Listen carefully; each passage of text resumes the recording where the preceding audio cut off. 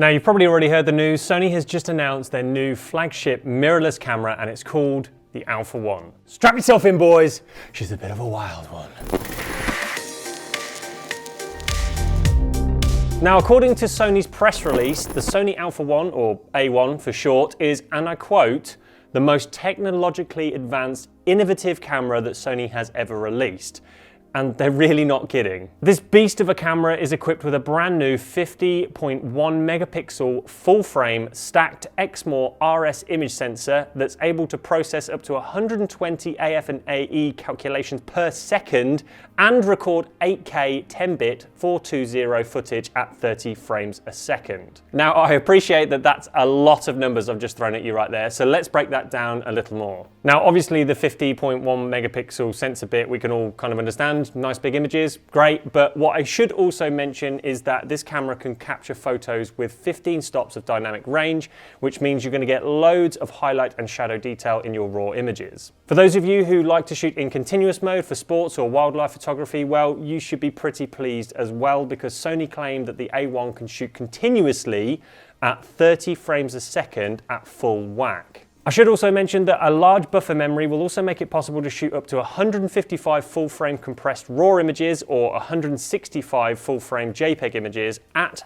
30 frames per second continuous shooting with the electronic shutter enabled, whilst also maintaining full AF and AE tracking. To keep videographers happy, the A1 can record 8K 10-bit footage at 30 frames a second with 8.6K oversampling, so you can capture some really nice crispy footage with this thing. If the thought of storing and editing 8K footage makes you die a little bit inside like it does me, then don't worry, you can also have the option of capturing 4K 10-bit 422 recordings at up to 120 frames per second, much like that of its smaller sibling, the A7S Mark III. As to be expected, there's a full range of picture profiles to choose from too, including S-Log3 that will give you 15 plus stops of dynamic range to play with. Alternatively, there's also S-Cinetone, which gives you the same color matrix as the FX9 and FX6 Cine cameras. One final treat that might just get videographers salivating even more is the ability to output 16-bit RAW footage to an external recorder via the HDMI port. You know, just in case the internal 8K quality isn't quite good enough for you or something. I mean, Okay, so let's move on to the viewfinder now. The A1 has a 9.44 million dot EVF that has a rapid refresh rate of 240 frames per second, which is a world first. Now, this high resolution, speedy refresh rate is all good and everything, but honestly, what I'm most excited about is the fact that this thing has zero blackout. Yeah. Zero blackout, no blackout. You know when you take a photo and the screen momentarily goes black for a minute and you're blind and then it comes back and you can take another shot? Yeah, well, there's none of that. Zero. Even when shooting at 30 frames per second in continuous burst mode, there's not even a trace of blackout. Now, surely this is the game-changing moment for any sports or events photographer, as it means that you can now rattle off loads of shots in quick succession without being blinded, so you can keep the composition as you want it as you track them across their movement. That's pretty awesome. Now, if that wasn't cool enough, remember when I mentioned that this thing can process up to 120 AF and AE calculations per second? Yeah, well, that means that this thing can track subjects in pretty much real time too, which includes real-time IAF for humans and birds.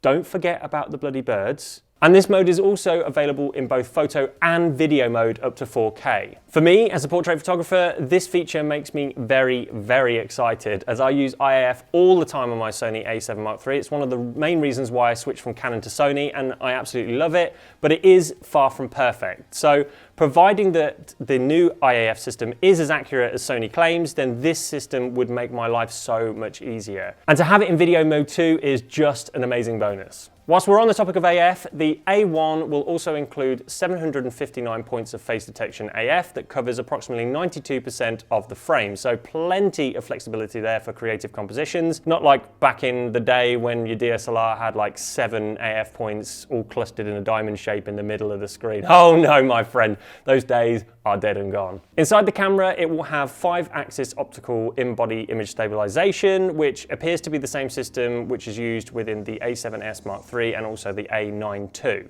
On top, it features an MI Hotshoe with a digital audio interface, and what that basically means is that you'll be able to slap a shotgun mic directly on top of your camera and record audio with it without the need for cables, providing obviously that the shotgun mic is compatible. Now, in terms of aesthetics, the A1 looks virtually identical to the A9 II, with only a few very minor cosmetic tweaks here and there, which maybe explains some of the rumors that have been going around that this launch was going to be for the A9 III or potentially an A9S.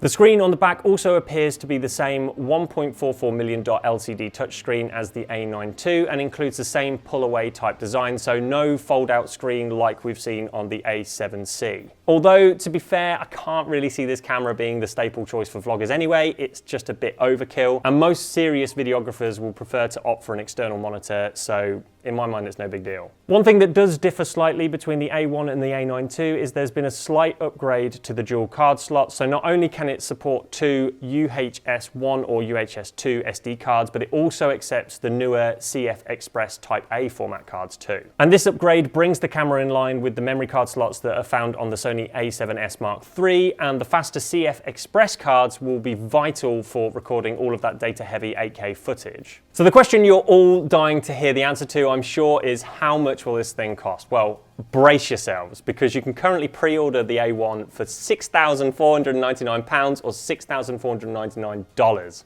Just 1 second, excuse me.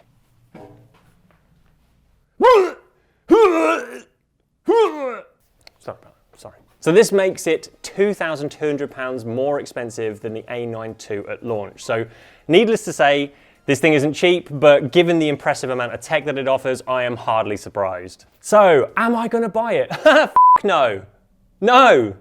But not because it's a bad camera, but because A, it's very expensive, obviously, and most importantly, B, it's total overkill for what I would need personally from a camera on a day-to-day basis. That said, I am still very excited about the release of the A1, mainly because of the impressive technological advancements that it offers, and these will naturally trickle down to the lower tier cameras eventually. And obviously, next on the list for Sony will be the replacement for the A7 Mark III, namely the A7 Mark IV, which we've already talked a bit about on this channel. Click here for more details. Now, I know it's probably very, very wishful thinking, but if by any miracle the A7 Mark IV features the same advanced IAF tracking and zero blackout EVF as this A1 does, Sony, I promise you can just take my money. Just take my money, because for me, those two features alone would be well worth me switching from the A7 Mark III and upgrading to the Mark IV. But I guess we're just going to have to wait and see on that one. Rumor has it that we won't have to wait too much longer, as supposedly some leaks from within Sony last year said that the announcement was going to take place in Q2 or Q3 of this year. I think at the best we're going to get Q3, Q4, but who knows, coronavirus and all that. But we'll just have to wait and see. Anyway, the Sony Alpha 1 is available for pre-order now and will be officially released in March 2021. So that gives us a little bit of time to, you know, sell your house, sell your wife, sell your children, sell any heirlooms, sell basically everything you own just to own one of these cameras. That would be good. That's something to look forward to. Anyway, so what do you guys think of this Sony Alpha 1 then? Is it a slam dunk for Sony, or perhaps you think it's just a massively overpriced piece of camera jewelry? Either way, let me know your thoughts in the comments below. If you're new here, don't forget to like the video if you've enjoyed it, and also subscribe to the channel as I release new videos every single Friday. So I look forward to seeing you all again in the next one.